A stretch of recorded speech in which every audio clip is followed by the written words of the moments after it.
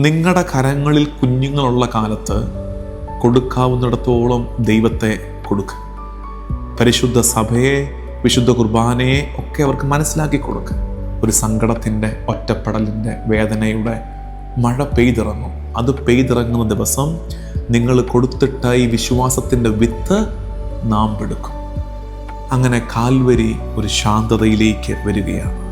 കുരിശുമരത്തിലേക്ക് ചേർത്ത് തറയ്ക്കപ്പെട്ട് തൂങ്ങിക്കിടന്നവനെ ഏറ്റെടുക്കാൻ കരങ്ങൾ മുകളിലേക്ക് ഉയരുന്നു. കുരിശിൽ കിടന്നുകൊണ്ട് 7 തിരുവാക്യങ്ങൾ ഉച്ചരിച്ചവൻ ഇപ്പോൾ നിശബ്ദനായിരിക്കുന്നു. ഈ നിശബ്ദത ശൂന്യതയല്ല, ഈ നിശബ്ദത പൂർണ്ണതയാണ്.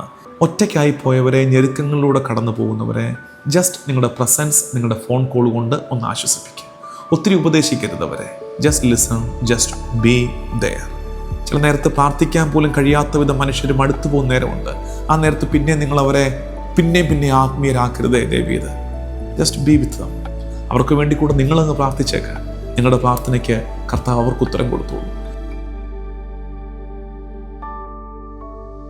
ഈശോ മിശിഹായിക്ക് സ്തുതിയായിരിക്കട്ടെ. മാർഗം, the way, walking with Christ from ashes to hallelujah. കർത്താവിൻ്റെ സ്ലീവായിലേക്ക് നമ്മൾ നടത്തുന്ന യാത്രയുടെ 43-ാമത്തെ ദിവസം. ഇന്ന് നമ്മൾ ചിന്തിക്കുന്നത് കർത്താവിൻ്റെ ശരീരം കുരിശിൽ നിന്ന് ഇറക്കുന്നു. കർത്താവിൻ്റെ ശരീരം കുരിശിൽ നിന്ന് ഇറക്കുന്നു. ഇന്നത്തെ ധ്യാനത്തിലേക്ക് പ്രവേശിക്കുന്നതിന് മുമ്പ് 1-2 കാര്യങ്ങൾ പറയാം. ഒന്ന്, ഇന്നലെ ഞാൻ സൂചിപ്പിച്ചു, നമുക്ക് വന്നൊരു കമൻറ്റ്, യുവജനങ്ങൾ ആരെങ്കിലും ഇത് കാണുന്നുണ്ടോ അച്ചോ എന്ന് ചോദിച്ച ഒരമ്മയുടെ ആശങ്ക ഞാൻ പങ്കുവച്ചായിരുന്നു. എന്നെ അത്ഭുതപ്പെടുത്തിയ കാര്യം, നമ്മുടെ കമൻറ്റ് സെക്ഷനിൽ കുറച്ച് പേര് വന്നിട്ട് പറയുന്നു, ഞങ്ങൾ യുവജനങ്ങളാണ്, ഞങ്ങളിത് കാണുന്നുണ്ട്. പ്രത്യേകിച്ച് എൻ്റെ ശ്രദ്ധയിൽപ്പെട്ടൊരു കമൻറ്റ്, 22 വയസ്സുള്ളൊരു മാർത്തോമ, യുവാവോ യുവതിയോ എന്ന് മനസ്സിലായില്ല, ഞാനിത് ഡെയിലി കാണുന്നുണ്ട്, മാർത്തോമ സഭയാണ് എന്നൊക്കെ പറഞ്ഞ് ഇൻട്രൊഡ്യൂസ് ചെയ്തിട്ടിരിക്കുന്നു. അങ്ങനെ ഇരിക്കുമ്പോഴാണ് ഇന്ന് ഇവിടെ ഞാനിപ്പോൾ ആയിരിക്കുന്ന ടൗൺസ്വില്ലിൽ അവിടെ യുവജനങ്ങളുടെ ധ്യാനം ഉണ്ടായിരുന്നു. ഇന്ന് ഹാഫ് ഡേ റിട്രീറ്റ് യുവജനങ്ങൾക്ക് വേണ്ടിയിട്ട്. അതിൽ പങ്കെടുത്ത 2 പെൺകുട്ടികൾ വന്നിട്ട് പറയുന്നു, അച്ചോ ഞങ്ങൾ എല്ലാ ദിവസവും മാർഗം കാണുന്നുണ്ട്. ഞാൻ എല്ലാ ദിവസവും മാർഗം കാണുന്നുണ്ടെന്ന് ശരിക്കും അത്ഭുതപ്പെട്ടു പോയി. ഞാൻ ചിന്തിക്കുകയായിരുന്നു, നമ്മുടെ യൂത്ത് അത്ര മോശമൊന്നുമല്ല, അവർ കാണുന്നുണ്ട്, അവർ ഇത്തരം ശുശ്രൂഷകളൊക്കെ പങ്കെടുക്കുന്നുണ്ട്. മുഴുവനല്ലെങ്കിൽ, അപ്പോൾ എന്നോട് പറഞ്ഞ കുട്ടികൾ പറയായിരുന്നു, മുഴുവനല്ലെങ്കിലും ഞങ്ങൾ പറ്റുന്ന പോലെയൊക്കെ കാണുന്നുണ്ട് അച്ചോ, ഓടിച്ചൊക്കെ ഒന്ന് കാണുന്നുണ്ട്, നല്ലതാണ്, അത്രയും കയറട്ടെ. അപ്പോഴാണ് ഇന്ന് എനിക്ക് വേറൊരു മെസ്സേജ് വന്നിരിക്കുന്നത്, അച്ചോ ഇന്നലെ അച്ഛൻ ചോദിച്ചില്ലേ യൂത്ത് ആരെങ്കിലും ഇതൊക്കെ കാണുന്നുണ്ടോ? ഇല്ല അച്ചോ, ആരും കാണുന്നില്ല. ഒരമ്മ സങ്കടപ്പെടുകയാണ്, ഒരമ്മയുടെ ആവലാതിയാണ്. അമ്മ പറയുന്നത്, ചെറുപ്പത്തിലെല്ലാം കൊടുത്തതാണ്, പിന്നീട് ഇതൊക്കെ എങ്ങോട്ട് പോകുന്നൊന്നും അറിയത്തില്ല അച്ചോ, അതുകൊണ്ട് ഞങ്ങൾ എന്താ ചെയ്യേണ്ടത്? ഒരു സാധാരണ അമ്മയുടെ പേരൻറ്റിങ് സ്ട്രഗിളാണത്. അത് അങ്ങനെ സങ്കടപ്പെടുന്ന ഒത്തിരി പേര് കാണും. ഞങ്ങൾ പ്രാർത്ഥനയൊക്കെ പഠിപ്പിച്ചതാ അച്ചോ, പള്ളിയോടൊക്കെ ചേർത്ത് വളർത്തിയതാണ്, ആൾത്താരിലേക്ക് കയറുന്ന കൊച്ചായിരുന്നു, കൊയറിലൊക്കെ പാടിക്കൊണ്ടിരുന്ന കുട്ടിയായിരുന്നു. പക്ഷെ പിന്നീട് എന്താണോ അച്ചോ ഇങ്ങനെ വരുന്നത്? എന്താ എൻ്റെ കാര്യം? ഞങ്ങൾ എന്താ ഇതിക്കുള്ളിൽ ചെയ്യേണ്ടിയിരുന്നത്? അത്തരം സങ്കടങ്ങളിലൂടെ കടന്നു പോകുന്നവരോട് ഒരു കാര്യം പറയട്ടെ. പ്രിയമുള്ള മാതാപിതാക്കളെ, നിങ്ങൾ നിങ്ങളുടെ കരങ്ങളിൽ കുഞ്ഞുങ്ങളുള്ള കാലത്ത് കൊടുക്കാവുന്നിടത്തോളം ദൈവത്തെ കൊടുക്കുക. അവരെ ബുദ്ധിമുട്ടിക്കാതെ, അവരെ വെറുപ്പിക്കാതെ, ഹൃദ്യമായ അനുഭവമായി പ്രാർത്ഥനയെ അവർക്ക് സമ്മാനിക്കുക. ദൈവത്തോട് ബന്ധം അവർക്ക് വളർത്തിക്കൊടുക്കുക. പരിശുദ്ധ സഭയെ, വിശുദ്ധ കുർബാനയെ ഒക്കെ അവർക്ക് മനസ്സിലാക്കി കൊടുക്കുക. ഇനി കുറച്ച് കഴിയുമ്പോൾ അവർക്ക് തോന്നുകയാണ് എല്ലാത്തിനോടും അല്പം അകലം പാലിക്കണം. അവരെ അനുവദിച്ചേക്ക്. അത് കഴിഞ്ഞിട്ട് നിങ്ങൾ ഈ വിതച്ചിട്ട വിത്തില്ലേ, കുറേ കഴിയുമ്പോൾ അവരുടെ ജീവിതത്തിൽ ഒരു മഴ പെയ്യും. ഒരു സങ്കടത്തിൻ്റെ, ഒറ്റപ്പെടലിൻ്റെ, വേദനയുടെ മഴ പെയ്തിറങ്ങും. അത് പെയ്തിറങ്ങുന്ന ദിവസം നിങ്ങൾ കൊടുത്തിട്ട ഈ വിശ്വാസത്തിൻ്റെ വിത്ത് നാം എടുക്കും.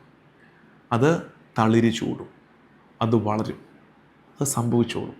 നമ്മൾ ഓർക്കേണ്ടത്, ഇതൊന്നും കൊടുത്തിട്ടും വലിയ കാര്യമില്ലെന്ന് പറഞ്ഞ് ഇന്നൊന്നും കൊടുക്കാതിരുന്നാൽ കുറേ കഴിയുമ്പോൾ നിങ്ങളില്ലാതാകുന്ന കാലത്ത്, ഈ സമ്പത്ത് തുണയ്ക്കെത്താത്ത കാലത്ത്, വിദ്യാഭ്യാസം, നമ്മുടെ സ്വാധീനങ്ങൾ ഒന്നും നമുക്ക് കരുത്തു പകരാത്തൊരു ദിവസം, അവരുടെ ജീവിതത്തിൽ സങ്കടത്തിൻ്റെ മഴ ആർത്തലച്ചു പെയ്തിറങ്ങുന്നൊരു ദിവസം, കിളുക്കാൻ ഒരു വിത്ത് പോലും ഇല്ലാണ്ടായാലോ.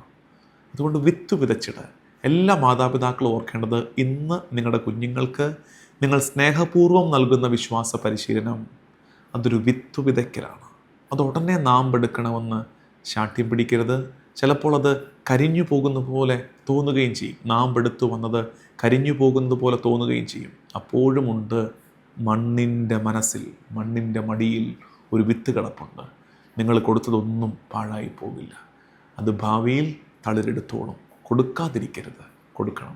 നന്മ കൊടുക്കണം, കർത്താവിനെ പറഞ്ഞു കൊടുക്കണം, വിശ്വാസം പകർന്നു കൊടുക്കാൻ ശ്രദ്ധയുണ്ടാകണമെന്നേ ഉള്ളൂ. രണ്ടാമതൊരു കാര്യം നമ്മുടെ പുസ്തകത്തെക്കുറിച്ചാണ്. മാർഗത്തിൻ്റെ പുസ്തകം ഇംഗ്ലീഷിലും മലയാളത്തിലും ഇറങ്ങുന്നുണ്ട്. അത് ഞാൻ പറഞ്ഞ കണക്കൊരു ജൂൺ ആദ്യം അത് ഇറക്കാൻ പറ്റുമെന്നാണ് വിചാരിക്കുന്നത്. കാരണം ഇത്രയും വർക്ക് ഉണ്ട്. അതിനു മുമ്പ് പ്രീ ബുക്കിംഗ് ക്ഷണിക്കുന്നുണ്ട് എന്നൊക്കെ ഞാൻ പറഞ്ഞു. അതൊരു ചൊവ്വാഴ്ചയോ ബുധനാഴ്ചയോ ഈ വരുന്ന ആഴ്ച ചൊവ്വയോ ബുധനോ അത് അനൗൺസ് ചെയ്യാൻ പറ്റും. അതിൻ്റെ ഒരുക്കങ്ങൾ നടക്കുന്നു. പക്ഷേ ഞാൻ നിങ്ങളോട് ചോദിക്കുന്നത്, നിങ്ങളുടെ പ്രാർത്ഥനാ സഹായം അധികമായി വേണം. അത് എഴുതുന്ന വ്യക്തിയിൽ നിന്ന് തന്നെ ആവശ്യപ്പെട്ടിട്ടുണ്ട്. കാരണം ഇതൊരു എളുപ്പ വഴിയല്ല. ഇത് പിശാചിനൊട്ടും സന്തോഷം കൊടുക്കുന്ന കാര്യമൊന്നുമല്ല. പിശാച് ഓർത്തത് മാർഗമൊക്കെ ഒരു വർഷവിധങ്ങ് കണ്ട് തീർന്നങ്ങ് പൊക്കോളും. അപ്പോഴാണ് ഇത് അച്ചടിച്ച ആളുകളുടെ കൈകളിലേക്ക് എത്തുന്നു. മുഴുവൻ വചനത്തിൻ്റെ മുഴുവൻ കണക്ഷൻസ്, കർത്താവിൻ്റെ പീഡാസഹനത്തിൻ്റെ മരണത്തിൻ്റെ അർത്ഥവും ആഴവും നമ്മൾ അറിയാൻ പോകുന്ന ഒരു ഗ്രന്ഥം, അത് നിങ്ങളുടെ കൈകളിലേക്ക് എത്താൻ പിശാച് തടയാതിരിക്കുമോ? അതുകൊണ്ട് ഇത് എഴുതുന്നയാൾക്ക് ഒട്ടും എളുപ്പമൊന്നും ആയിരിക്കത്തില്ല. നമ്മൾ പ്രാർത്ഥിക്കണം, കർത്താവിൻ്റെ മാലാഖാമാരുടെ സംരക്ഷണം എഴുതുന്നയാൾക്ക് തുണയുണ്ടാകാൻ, കർത്താവ് വലിയ കരുണയോടെ കാക്കാൻ, കർത്താവിൻ്റെ സ്ലീവ ആ കുടുംബത്തിൽ ഉയർന്നു നിൽക്കാൻ ഒക്കെ നിങ്ങൾ പ്രാർത്ഥിച്ചേക്കണം. കർത്താവ് ആഗ്രഹിക്കുന്നത് പോലെ വായിക്കുന്ന ഓരോരുത്തരിലും ഈശോയോട് അഗാധമായ സ്നേഹം ജനിപ്പിക്കുന്ന ഭാഷയിൽ, വാക്കുകളിൽ അത് എഴുതി നിങ്ങളിലേക്ക് എത്താൻ നിങ്ങൾ പ്രാർത്ഥനയിൽ ഓർക്കണമേ എന്ന് പ്രത്യേകം അഭ്യർത്ഥിക്കുന്നു. ഇനി നമുക്ക് ഇന്നത്തെ ധ്യാനത്തിലേക്ക് വരാം. കർത്താവിൻ്റെ ശരീരം കുരിശിൽ നിന്ന് ഇറക്കുന്നു. കാൽവരി നിശബ്ദമായി തുടങ്ങുകയാണ്. കാൽവരി ശാന്തമായി തുടങ്ങുകയാണ്. നിലവിളികളും വിലാപങ്ങളും മെല്ലെ അവസാനിക്കുന്നു. അപമാനങ്ങൾ മാഞ്ഞു പോകുന്നു. ആ മൂടിയ ഇരുട്ട് മെല്ലെ മാറുന്നു. അങ്ങനെ കാൽവരി ഒരു ശാന്തതയിലേക്ക് വരികയാണ്. The work of redemption is accomplished. രക്ഷയുടെ പ്രവർത്തനം, രക്ഷ അത് പൂർത്തിയാക്കിയിരിക്കുന്നു. അതിനുശേഷം നിശബ്ദതയുടെ മൗനത്തിൻ്റെ ആഴങ്ങളിലേക്ക് ആ കുന്ന്, ആ മലമുകൾ മെല്ലെ വീഴുകയാണ്. ഈശോയുടെ ശരീരം കുരിശിൽ കിടക്കുന്നു. ഈശോയുടെ ശരീരം കുരിശിൽ കിടക്കുന്നു. ജീവനറ്റ ശരീരം, മുറിവേറ്റ് തകർന്ന ശരീരം, കുത്തിത്തുളയ്ക്കപ്പെട്ട നമ്മുടെ കർത്താവിൻ്റെ ശരീരം കുരിശിൽ കിടക്കുന്നു. ലോകത്തെ തന്നെ കുലുക്കിയ വാക്കുകൾ സംസാരിച്ചവൻ ഇനി സംസാരിക്കുന്നില്ല. അവൻ്റെ അധരങ്ങളിൽ ഇനി വാക്കുകളില്ല. വചനം നിലയ്ക്കുന്ന നേരം. ആ നേരത്താണ് അവൻ ഏറ്റെടുക്കാൻ കരങ്ങൾ മുകളിലേക്ക് ഉയരുന്നത്. കുരിശിൽ ഇരുകരങ്ങളും കുരിശുമരത്തിലേക്ക് ചേർത്ത് തറയ്ക്കപ്പെട്ട് തൂങ്ങിക്കിടന്നവനെ ഏറ്റെടുക്കാൻ കരങ്ങൾ മുകളിലേക്ക് ഉയരുന്നു. ആ കരങ്ങൾ അവനെ ചേർത്ത് താഴേക്ക് കുരിശിൽ നിന്ന് ഇറക്കുന്നു. One who carried cross is now carried by others. One who carried cross is now carried by others. കുരിശു ചുമന്നവനെ ഇന്ന് പൊതുവെ മറ്റുള്ളവർ ചുമക്കുന്നു. പ്രപഞ്ചത്തെ താങ്ങി നിർത്തിയവനെ ഇന്ന് മനുഷ്യകരങ്ങൾ താങ്ങിപ്പിടിക്കുന്നു. കർത്താവിനെ കുരിശിൽ നിന്ന് അവരിറക്കുന്നു. ഇത് സ്നേഹത്തിൻ്റെ അവസാനമല്ല. This is not end of love. This is the most tender form of love. This is the most tender form of love. കുരിശ് വെളിപ്പെടുത്തിയത് സഹിക്കുന്ന സ്നേഹത്തെയാണെങ്കിൽ, കുരിശ് വെളിപ്പെടുത്തിയത് സഹനം അനുഭവിക്കുന്ന, സഹന നേരത്തും വെളിപ്പെടുന്ന സ്നേഹത്തെയാണ് കുരിശ് നമുക്ക് കാണിച്ചു തന്നതെങ്കിൽ, ഇപ്പോൾ നമ്മൾ കണ്ടുമുട്ടുന്നത് ലവ് ദാറ്റ് അക്കംപനീസ്, കൂടെ ഇരിക്കുന്ന സ്നേഹത്തെ നമ്മൾ കാണുകയാണ്. ലവ് ദാറ്റ് റിമെയിൻസ്, അവശേഷിക്കുന്ന, തുടരുന്ന സ്നേഹത്തെ നമ്മൾ കാണുകയാണ്. Love that does not leave, ഉപേക്ഷിച്ചു പോകാത്ത, മരണത്തിലും ഉപേക്ഷിച്ചു പോകാത്ത സ്നേഹത്തെ നമ്മൾ കാണുകയാണ്. ധ്യാനിക്കേണ്ട ഒരു പ്രധാനപ്പെട്ട വാക്യം പറയട്ടെ നമ്മുടെ ജീവിതത്തോട് ബന്ധപ്പെടുത്തി. Not all love is loud.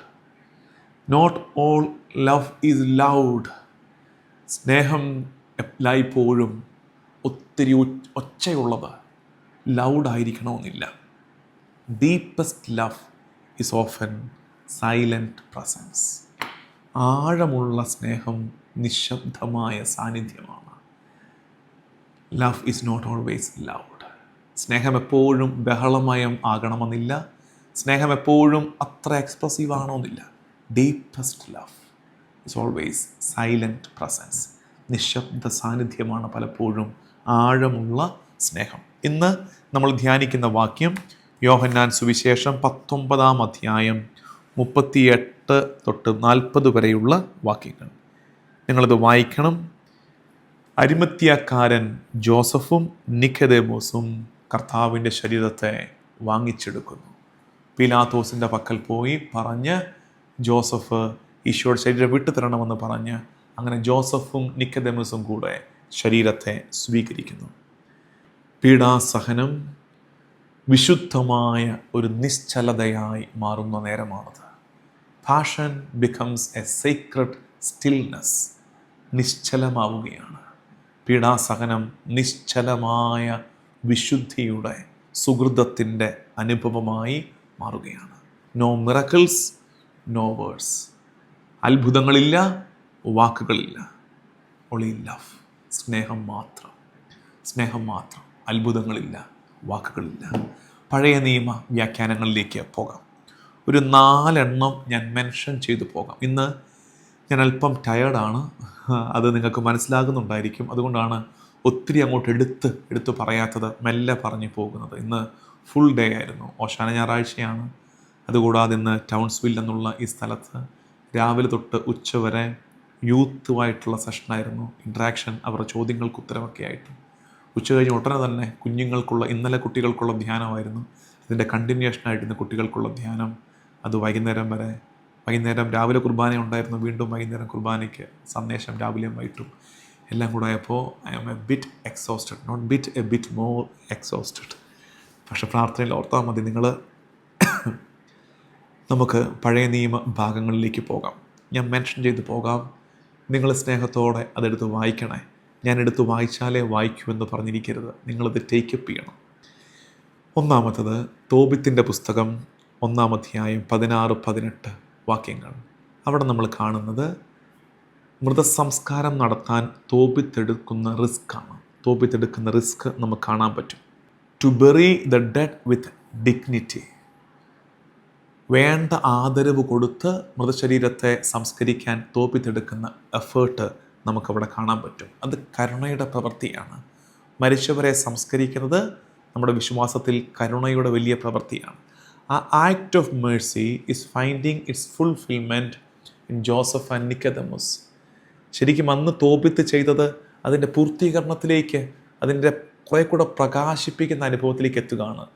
നിക്കോദേമോസും ജോസഫും കൂടെ അങ്ങേയറ്റം ഡിഗ്നിറ്റിയോടുകൂടി, ആദരവോടുകൂടി ഈശോയുടെ ശരീരത്തെ അവർ സംസ്കരിക്കുന്നു. രണ്ടാമത്തത് പഴയ നിയമത്തിൽ നിന്ന്, അത് യാക്കോബിൻ്റെ ശരീരത്തെ ജോസഫ് സംസ്കരിക്കുന്ന രീതിയാണ്. അത് ജനസിസ് 50, ഉൽപ്പത്തി പുസ്തകം 50 അധ്യായത്തിൽ നമുക്ക് കാണാൻ പറ്റും. അന്ന് യാക്കോബിൻ്റെ ശരീരത്തെ ജോസഫ് ആദരവോടെ സംസ്കരിച്ചു. ഇവിടെ വീണ്ടും ഒരു ജോസഫ് വരികയാണ്. അരിമത്യാക്കാരൻ ജോസഫ് ഈശോയുടെ ശരീരത്തെ ആദരവോടെ മറവ് ചെയ്യുന്നു. അടുത്തത് സഹനദാസൻ. യെശയ്യാ പ്രവാചകൻ്റെ പുസ്തകം 53 അധ്യായം 9 വാക്യത്തിൽ അവിടെ നമ്മൾ കാണുന്നത് ഈ സഹനദാസൻ he's honoured after rejection.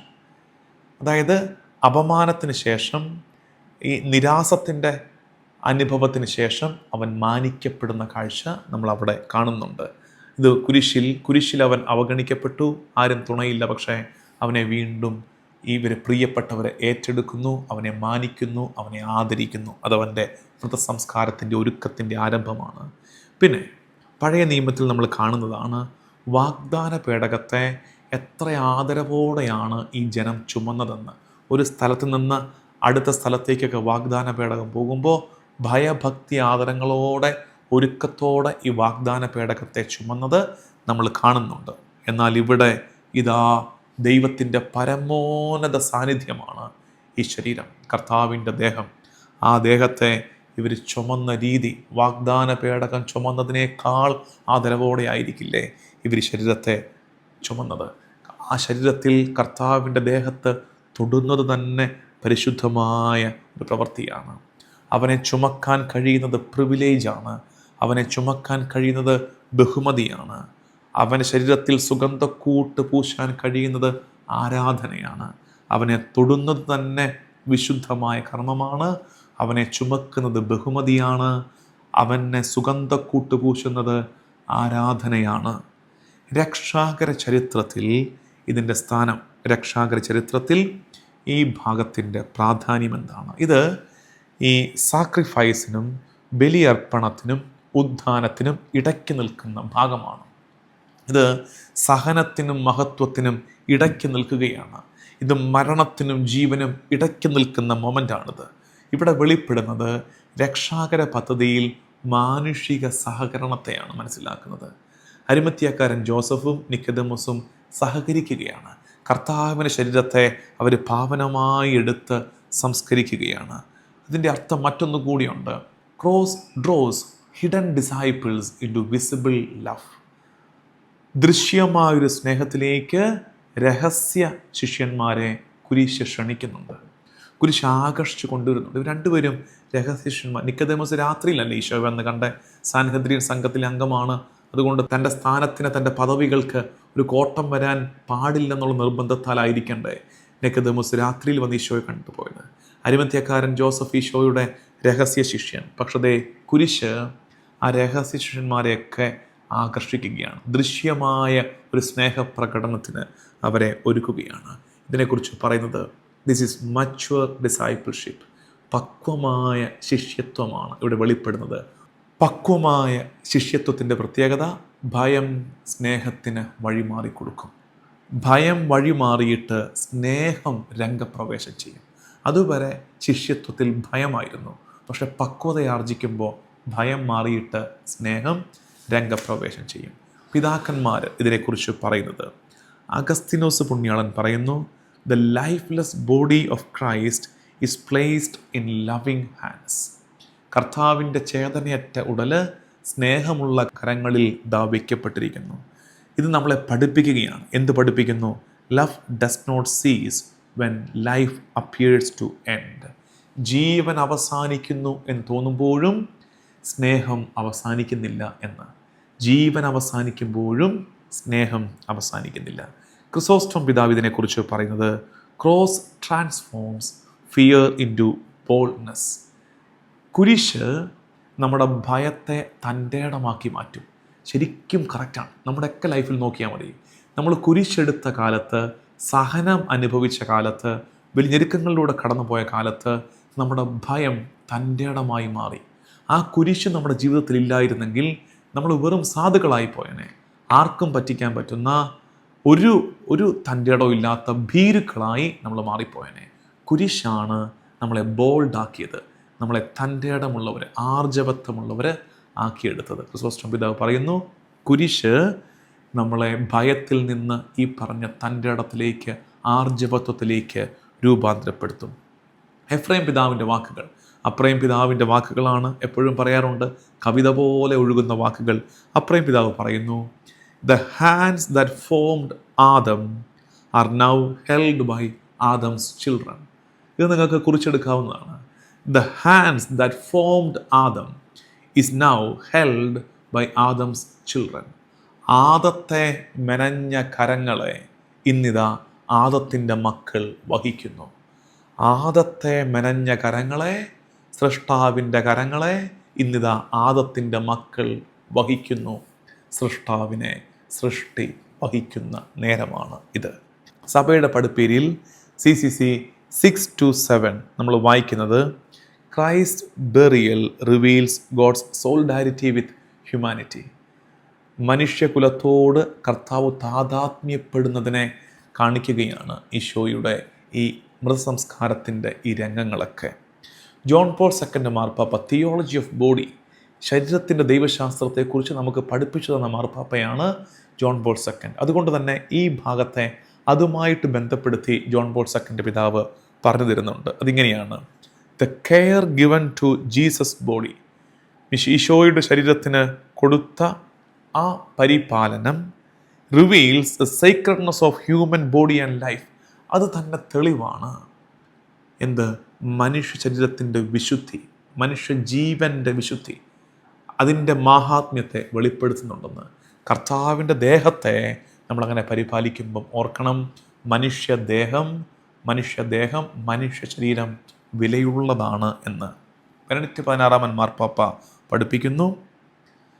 After the great words of cross, കുരിശിൽ അവൻ ഉച്ചരിച്ച ആ 7 തിരുവാക്യങ്ങൾക്ക് ശേഷം കർത്താവ് ഇപ്പോൾ മൗനത്തിലൂടെ സംസാരിക്കുകയാണ്. ഈ മൗനം ശൂന്യതയെ കാണിക്കുന്നല്ല, മറിച്ച് വാക്കുകൾക്കപ്പുറത്തുള്ള പൂർണ്ണതയെ കാണിക്കുകയാണ്. ഓർത്ത് നോക്കിക്കുക, എന്തൊരു പറച്ചിലാണ് മാർപ്പാപ്പ പറഞ്ഞിരിക്കുന്നതെന്ന്. കുരിശിൽ കിടന്നുകൊണ്ട് 7 തിരുവാക്യങ്ങൾ ഉച്ചരിച്ചവൻ ഇപ്പോൾ നിശബ്ദനായിരിക്കുന്നു. ഈ നിശബ്ദത ശൂന്യതയല്ല, ഈ നിശബ്ദത പൂർണ്ണതയാണ്.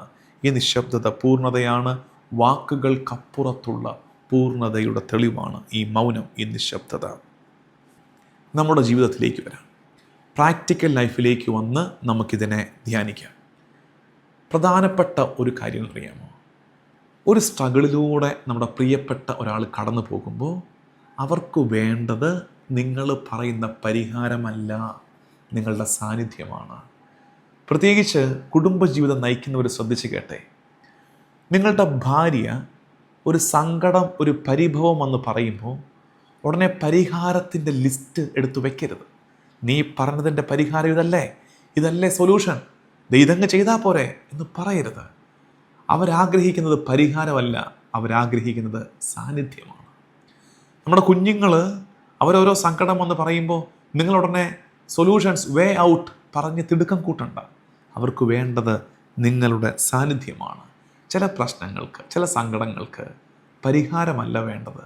ചില സങ്കടങ്ങൾക്ക് വേണ്ടത് കൂടെ ഇരിക്കാൻ ഒരാളെയാണ്. കൂടെ ഇരിക്കാൻ ഒരാളുണ്ടെങ്കിൽ പ്രശ്നമൊക്കെ മെല്ലെ പരിഹരിക്കപ്പെട്ടോളും. അതുകൊണ്ട് പ്രസൻസ് ഈസ് ഇമ്പോർട്ടൻറ്റ്. എല്ലാവരും പോയി തുടങ്ങിയപ്പോഴും കർത്താവിൻ്റെ കുരിശിൻ്റെ കീഴിൽ നിന്ന കുറച്ച് പേരില്ലേ, ആ presence is very important.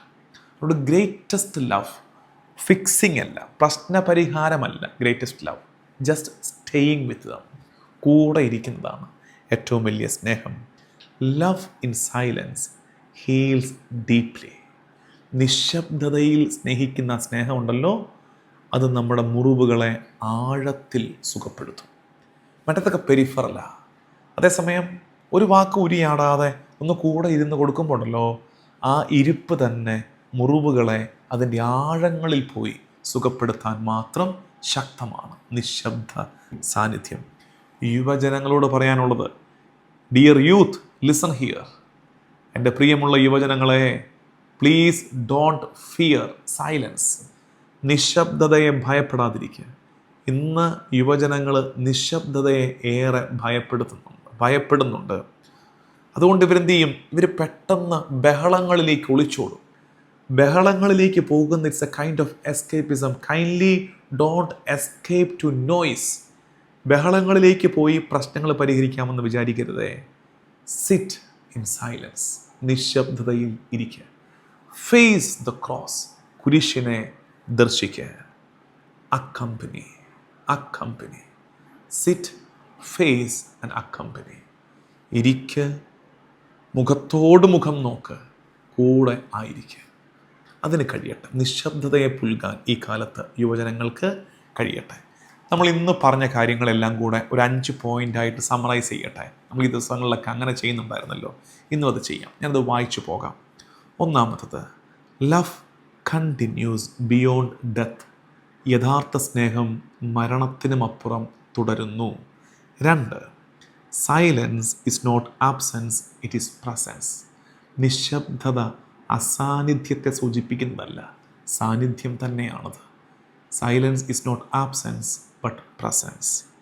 3, true discipleship act courageously. യഥാർത്ഥ ശിഷ്യത്വം ധൈര്യപൂർവം പെരുമാറും. ഭീരുക്കൾക്ക് പറഞ്ഞിട്ടുള്ളതല്ല ശിഷ്യത്വം. True discipleship acts courageously. നാലാമത്തത്, ദ ബോഡി ഈസ് സേക്രഡ്. മനുഷ്യ ശരീരം വിശുദ്ധമാണ്, ആദരിക്കപ്പെടേണ്ടതാണ്. അഞ്ചാമത്തത്, accompaniment is a form of redemption. ഒന്ന് കൂടെ ഇരിക്കുന്നത്, കൂടെ നടക്കുന്നത് വീണ്ടെടുപ്പാണ്. കൂടെ ഇരിക്കുന്നത്, കൂടെ നടക്കുന്നത് വീണ്ടെടുപ്പാണ്. ഇന്നത്തേക്ക് ഒരു ചെറിയ ഹോംവർക്ക് തരാം. ആ ഹോംവർക്ക്, ഒറ്റയ്ക്കായി പോയവരെ, ഞെരുക്കങ്ങളിലൂടെ കടന്നു പോകുന്നവരെ ജസ്റ്റ് നിങ്ങളുടെ പ്രസൻസ്, നിങ്ങളുടെ ഫോൺ കോൾ കൊണ്ട് ഒന്ന് ആശ്വസിപ്പിക്കുക. ഒത്തിരി ഉപദേശിക്കരുത് അവരെ. Just listen, just be there. Just listen, just be there. അത് നേരിട്ടൊരു വിസിറ്റ് നടത്താൻ സമയവും സാവകാശവും ഉണ്ടെങ്കിൽ ഡു ഇറ്റ്. ഇനി അത് പറ്റില്ലെങ്കിൽ ജസ്റ്റ് ഒരു ഫോൺ കോൾ. ഇനി അതും പറ്റുന്നില്ലെങ്കിൽ ജസ്റ്റ് ഒരു message, hi, how are you, are you okay, are you okay, you are in my prayers. മതി. അത്തരമൊരു സിമ്പിൾ ജസ്റ്റർ ഇന്നെല്ലാവരും ചെയ്യണമെന്ന്. അത് ചെയ്യുന്നുണ്ടെങ്കിൽ അതെന്താ ചെയ്തതെന്ന് വെളിപ്പെടുത്തണ്ട. I have done the homework. ചെയ്തു. എനിക്കറിയായിരുന്നു അവരൊക്കെ ഒരു ഞെരുക്കത്തിലൂടെ കടന്നു പോകുന്നത്. ഒരു മെസ്സേജ് ഇട്ടു, ഇവിടെ ഉണ്ട് കേട്ടോ, ഞങ്ങളൊക്കെ പ്രാർത്ഥിക്കുന്നുണ്ട്. മതി, അത്രയും മതി. അത് കേൾക്കുമ്പോൾ അയാളുടെ മുഖത്തൊരു പുഞ്ചിരി വരുവന്നേ, ഒരാശ്വാസം അത്. അതുകൊണ്ട് ഞെരുക്കത്തിലായിരിക്കുന്നവരെ, സഹനങ്ങളിലൂടെ കടന്നു പോകുന്നവരെ ഉപദേശിച്ച് അവർക്ക് ചൊല്ലാവുന്ന ഇനിയും ഒരു 100,000 പ്രാർത്ഥനകളുടെ എണ്ണവും ലിസ്റ്റും പറഞ്ഞു കൊടുത്ത് ഭാരപ്പെടുത്തരുത്. ചില നേരത്ത് പ്രാർത്ഥിക്കാൻ പോലും കഴിയാത്ത വിധം മനുഷ്യർ മടുത്തു പോകുന്ന നേരമുണ്ട്. ആ നേരത്ത് പിന്നെ നിങ്ങൾ അവരെ പിന്നെ ആത്മീയരാക്കരുതേ ദയവീത്. Just be with dum. അവർക്ക് പ്രാർത്ഥിക്കാൻ ആവതില്ലാതായിരിക്കുക, തകർന്ന് അവർക്ക് വേണ്ടി കൂടെ നിങ്ങളങ്ങ് പ്രാർത്ഥിച്ചേക്ക്. നിങ്ങളുടെ പ്രാർത്ഥനയ്ക്ക് കർത്താവ് അവർക്ക് ഉത്തരം കൊടുത്തോളൂ. പ്രാർത്ഥിക്കാൻ പോലും ആവതില്ലാത്തവരെ നിങ്ങളുടെ ആത്മീയത പറഞ്ഞ് ഭയപ്പെടുത്തരുത്. Just be with them. ഒന്ന് കൂടെ ഇരുന്ന് കൊടുക്കുക. ഉപദേശിക്കരുത്. വലിയ ആശ്വാസത്തിൻ്റെ വാക്കുകൾ വേണമെന്നുമില്ല. Just hold their hands and sit near to them. മതി. ആ ഇരുപ്പിൽ അവരുടെ മുറിവുകൾ ആഴത്തിൽ സുഖപ്പെട്ടുകൊള്ളും. Final prayer, Lord teach me to love without words. എൻ്റെ കർത്താവേ, വാക്കുകൾ ഇല്ലാതെയും സ്നേഹിക്കാൻ എന്നെ പഠിപ്പിക്കണമേ. O Lord teach me to love even without words.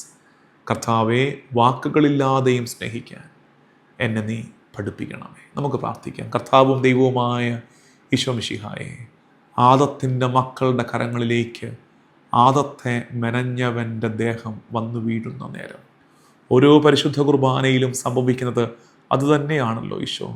ആദത്തിൻ്റെ മക്കളുടെ കരങ്ങളിലേക്ക് സൃഷ്ടാവിൻ്റെ ശരീരവും രക്തവും വരുമ്പോൾ വിറയലോടെ ഞങ്ങൾ ആ ശരീരത്തെ പുൽകട്ടെ. നിന്നെ തൊടുന്നത് കർത്താവെ വിശുദ്ധമായ കർമ്മമാണെന്ന്, നിന്നെ ചുമക്കുന്നത് ഞങ്ങൾക്ക് ബഹുമതിയാണെന്ന്, നിന്നെ സുഗന്ധക്കൂട്ടുകൊണ്ട് പൊതിയുന്നത് ആരാധനയാണെന്ന് ഞങ്ങൾ തിരിച്ചറിയുന്നു ഈശോയേ. നിൻ്റെ സഭയോട് ചേർന്ന് ഞങ്ങൾ നിന്നെ ആരാധിക്കുന്നു. നമ്മുടെ കർത്താവ് ഈശോ മിശിഹായുടെ കൃപയും പിതാവായ ദൈവത്തിൻ്റെ സ്നേഹവും പരിശുദ്ധാത്മാവിൻ്റെ സഹവാസവും എന്നും എക്കാലവും കൂടെ ഉണ്ടായിരിക്കട്ടെ, ഇപ്പോഴും എപ്പോഴും എന്നേക്കും. ആമേൻ.